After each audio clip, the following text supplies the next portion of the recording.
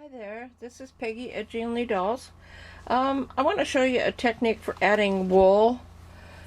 You can use just wool fibers like these, or you can use 100% wool yarn that's spun like this, or you can use locks.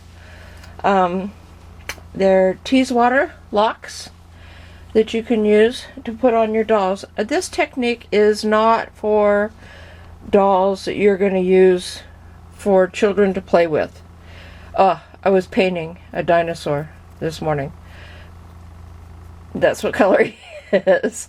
Anyway, so let's get to this. This is a technique that I learned in a doll class that I took about 4 years ago. And you use a felting needle. Felting needles,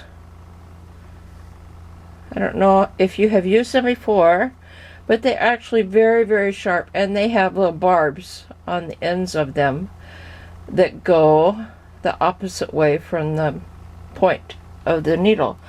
And what they do is they create each little fiber of this wool has little barbs on it as well, and that's what makes the wool hold together. If you put your fingers too close together, you cannot pull the wool apart because those little barbs grab a hold of each other like that, and they hang on. And so these little needles actually felt that through the skin into the wool that's inside this doll's head.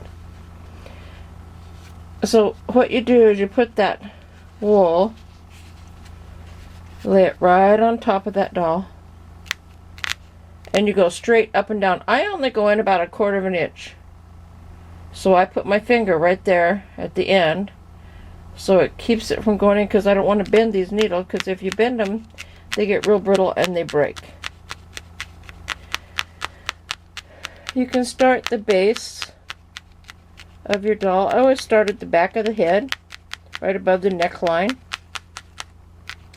And I get just one little line good and set. So what we're actually doing is felting this wool to the wool that's on the inside of the skin. This is kind of a slow process, but you can get some really, really cool effects by doing this. Then you see how that's like held in there. Now, to get it to stay for a long time, this is what you do. You take a little bit of, I use Aleene's tacky glue, put a little tiny bit on my finger, put a little bit on the skin,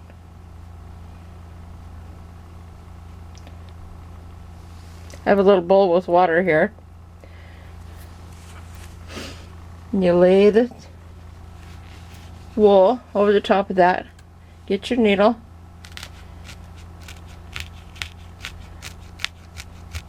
And felt that down through the glue. What that does is that actually anchors it. After a period of 72 hours, with the felting and with the glue that'll dry, it'll seal those little wool barbs together. And it will come out if it's pulled really, really hard. If you have a child that grabs this doll by the hair and swings it around, periodically I put the needle in the water and wipe it off so it doesn't stay sticky. But if you have a doll that grabs this, or a child that grabs this doll by the hair and swings it around in a circle, this will come off and it'll be destroyed. It'll be terrible. It'll be a big mess. And so that's the reason you do not want to use this technique for a child. Then you just little by little work around the doll's head. Little baby steps till you have the whole head done. And if you want to use yarn, So let me put this part down just a little bit.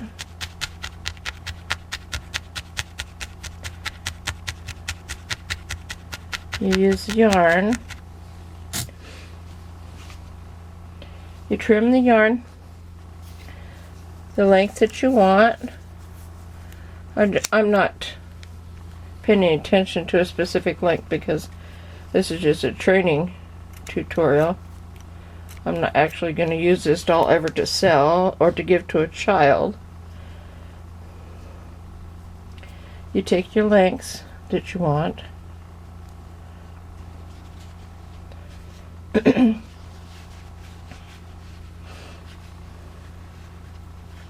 We're going to go on.